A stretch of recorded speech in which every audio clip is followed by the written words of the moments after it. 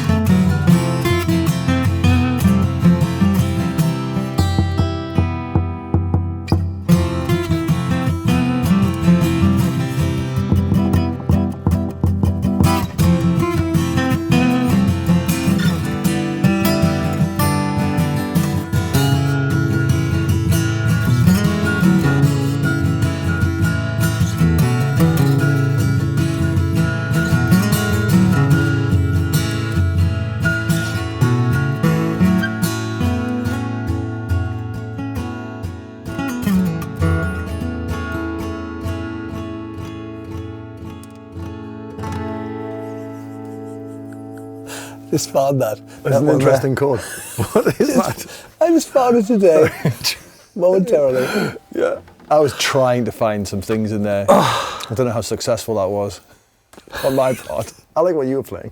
Let us know about that one. That was not quite sure where that came from. Bit of a departure from our gentle, tranquil, melodic things, meanderings. That was there was some. I think Sam said something 60s Latin-y film. It had a bit of a bump, bump, bump, bump. I saw, I saw 60s on the beach. Hi everybody, welcome to our most unrehearsed show ever. Yes, there is an element of that, but I think it's going to be quite interesting because we're probably just going to have a bit of a chat about this and see where it goes.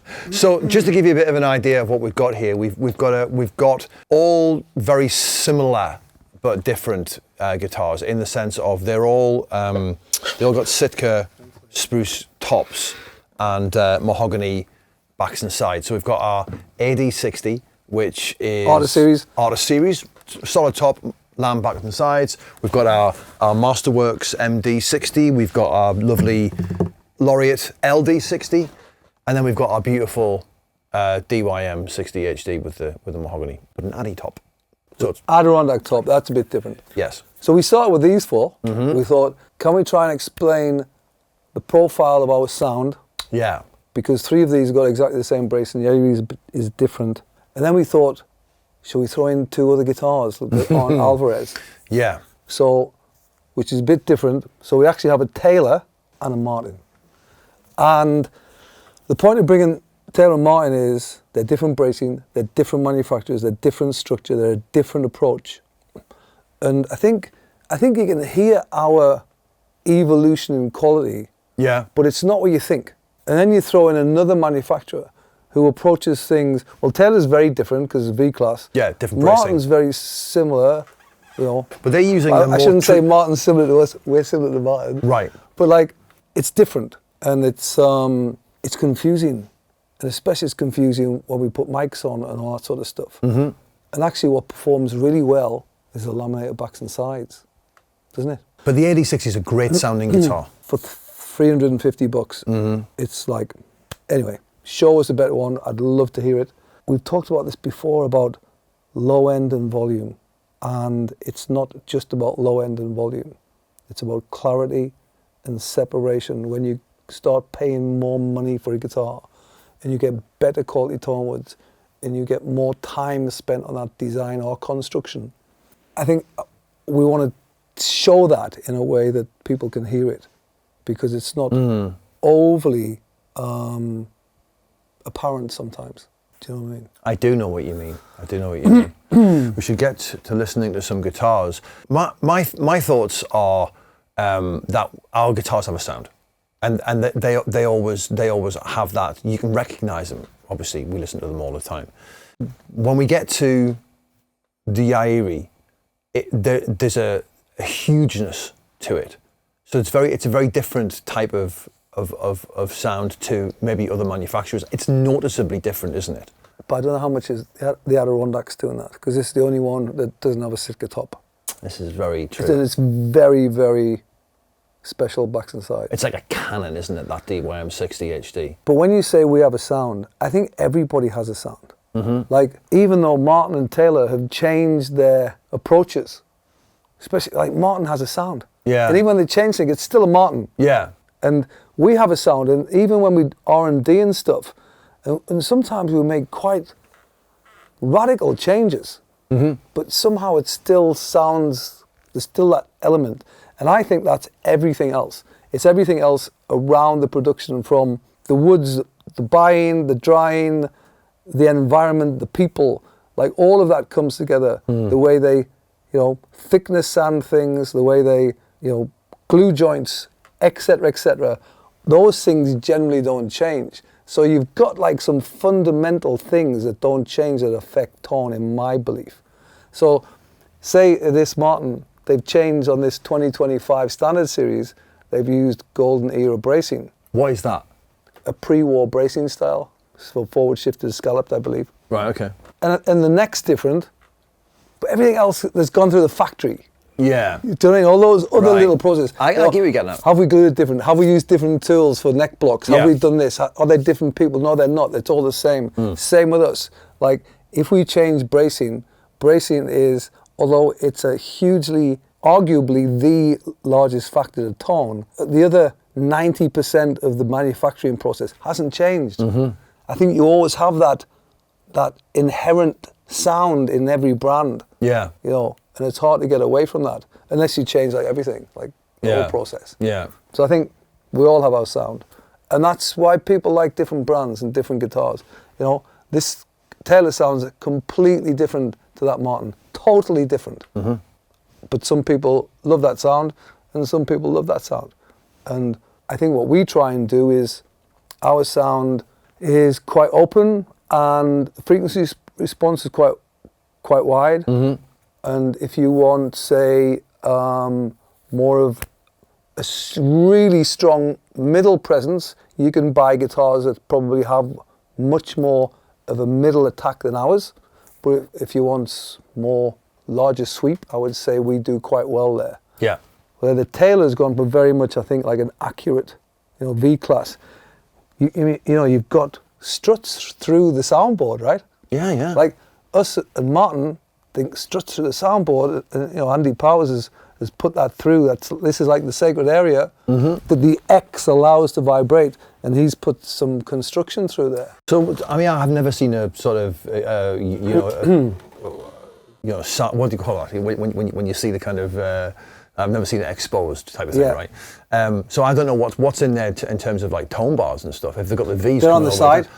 So the V comes down like that. So the V is the X and the tone bars. There's finger braces. Yeah.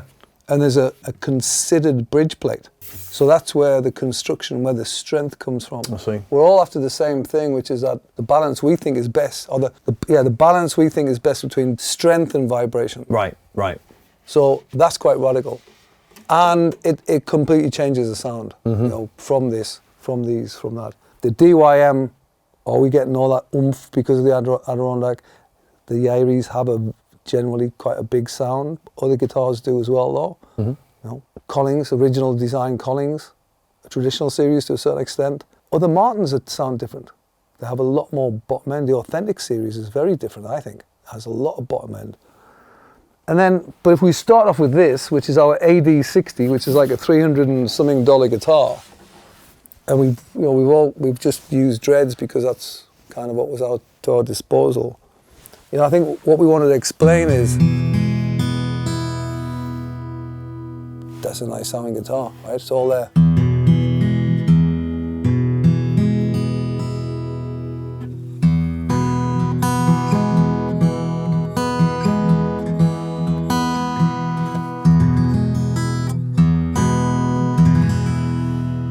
Warm. We think, cool. And then you throw something else in the mix. So say, what's Masterworks? That? Masterworks. Yeah. So when you have a solid backs and sides, your reflection should be clearer. It should be more in line with what that wood is. So you'll hear the difference more between a piece of rosewood and a piece of mahogany, because the frequency coming back off that wood should certainly be quicker. We're a bit different because we use all mahogany laminates. And the laminates. That's a bit different. So we use mahogany, where some makers use like a middle white wood or a basswood or a poplar or something. But when you get to this, you should hear. So the first thing I immediately hear is it's similar, right? Because obviously they're made similar, the bracing's the same. But I hear more clarity, like certainly a lot more sustain.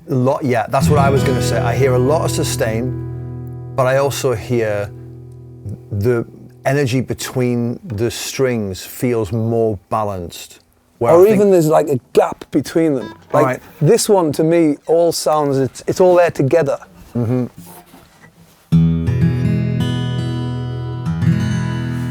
It's not as wide, you know, and it's like there's less clarity in it. Yeah. It's warm and it's nice and lovely. Yeah. Like when I played it to Sam earlier, he said, what was the word you used, Sam? Was like, it's very pleasing. But this one, when you start, you know, it's wider. That frequency response is going further, right? Mm-hmm. Wherever it's starting and ending to me, and that breadth gives more clarity. Mm-hmm.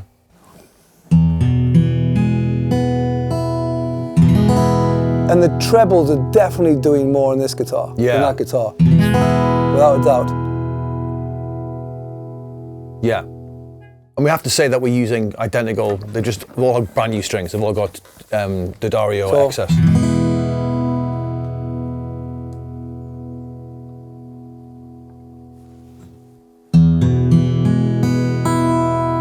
Actually, when you dig into it's a very, very nicely balanced guitar it's as well. It's a good guitar.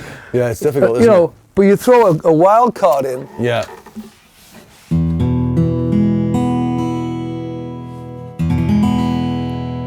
So again, very balanced. Mm-hmm. But different. So if we go from this one up our line first before we bring in the Taylor and the Martin.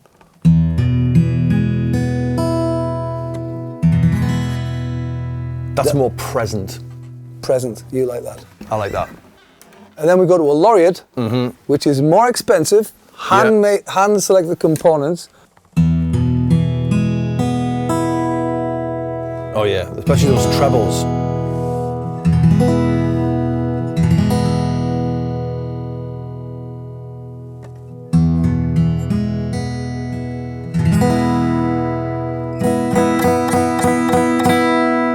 That's what I hear then. Yeah, the trebles.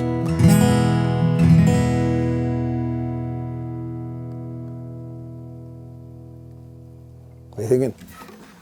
I'm wondering about the Ebony. The Ebony is a good point. The Ebony is going to bring something brighter to it. Mm-hmm. So there's probably, you're hearing, it sounds lower, right? It sounds like it's pitched differently. Yeah. It sounds bassier. Mm-hmm. I think that's a good call. The Ebony's definitely bringing more clarity into that.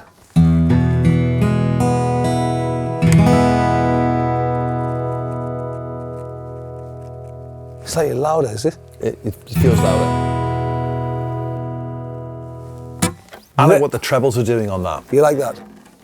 Yeah, and I just kind of wonder how much of that is how much of the Ebony is affecting. And then we bring in like this. The first thing you're going to hear is the E, right? It's doing something completely different.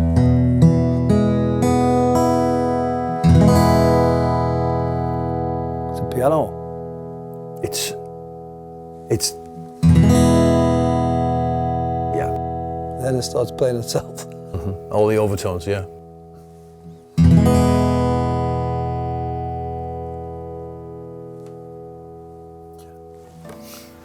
So we don't know how much is going on with it, just because of the Adirondack, obviously. But I think to me, what it is we could get another 6 guitars. Yeah. And it'll be slightly different, and take it from there. If we play this, it's our 60. I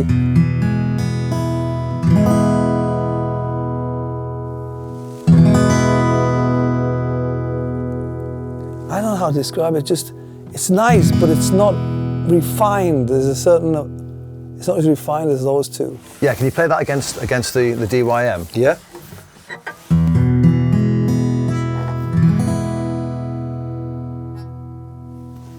Okay.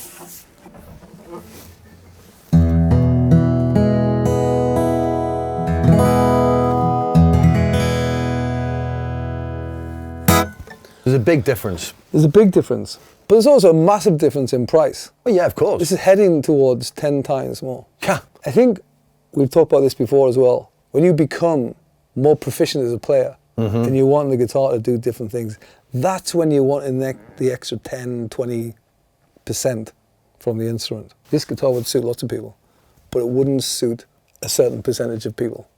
It comes down to stuff like that, doesn't it? It comes down to that last. We've talked about this a number of times about that last 5 or 10%. And, you know, if you compare.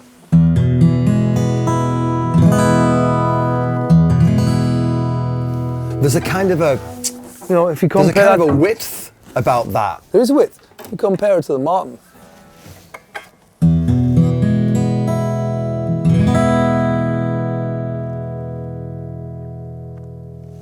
Different, right? The 80-60 sounds. I tell you what I like about the Martin. The trebles are really nice. They're very warm. Yeah. I mean, you know, they do say they're going in for a vintage sound on this.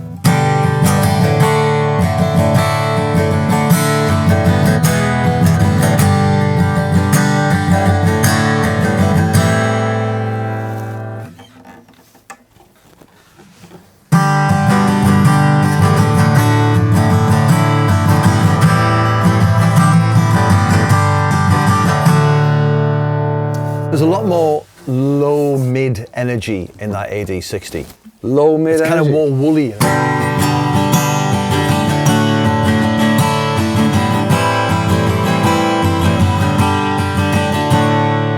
Different sound, right? It's a completely different sound.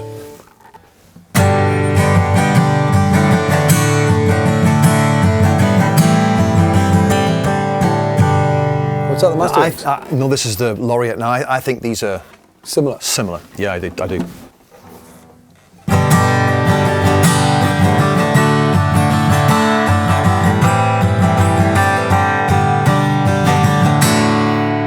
Similar. They're similar, yeah.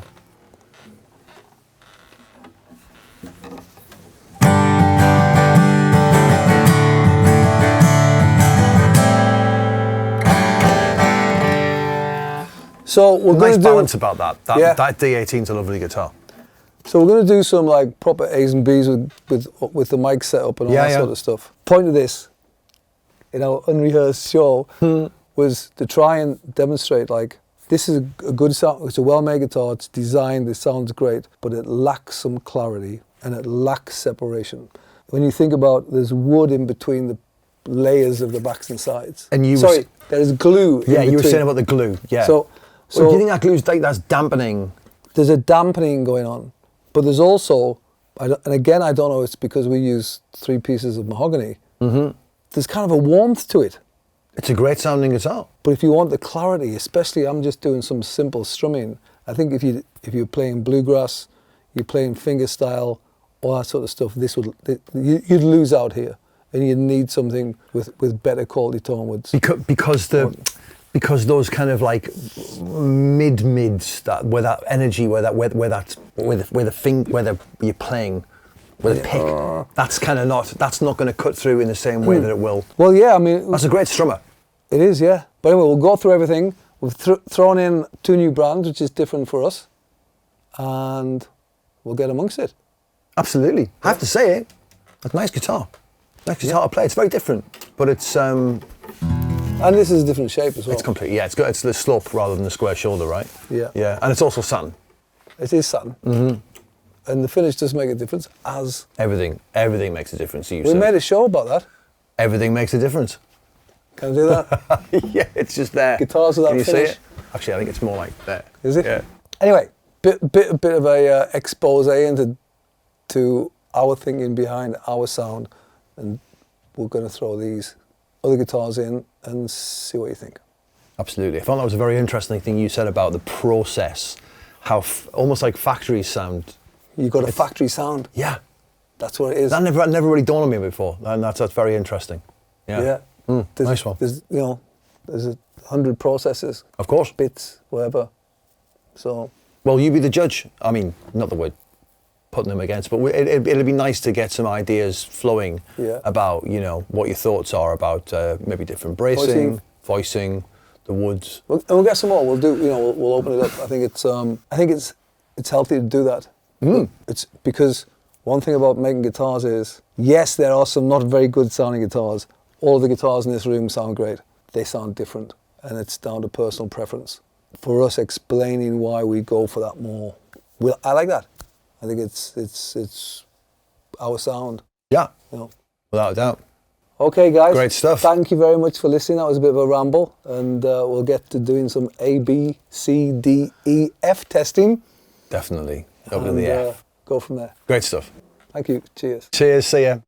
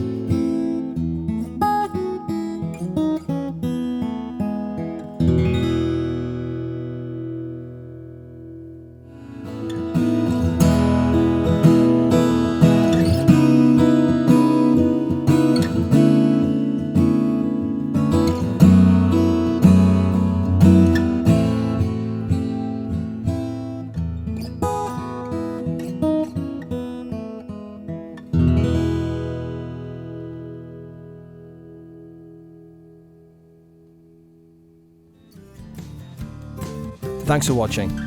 If you enjoyed this video, click the like button and consider subscribing to our channel. If you want to watch more videos like this one, click the video on the screen now.